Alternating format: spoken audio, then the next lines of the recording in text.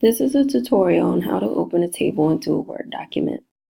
To add a table into a Word document, you have to tap the Insert button, which is already highlighted, and then go to the table icon, which is right under the Insert button, easily accessible and visible.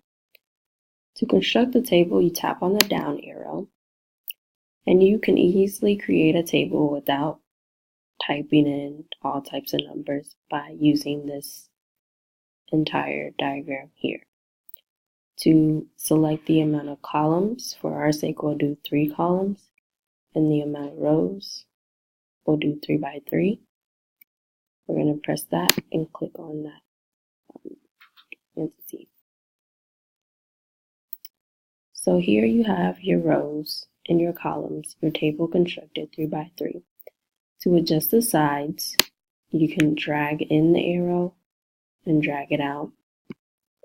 To adjust the bottom, the same way, but going vertical. And then to adjust the entire size of the table, you pull the corner more towards the inside to make it smaller, and more towards the bottom corner to make it larger. I'm going to show you how to merge these cells now, and all you have to do is highlight one side or whatever cells you would like to merge. Right click, click on merge cells, and you merge the entire column so it doesn't affect the entire table. If you would like to add a row, you can go outside the box, press enter, and you add a row. That's a simple way on how to edit a table, enter a table, insert a table, edit a table into a document.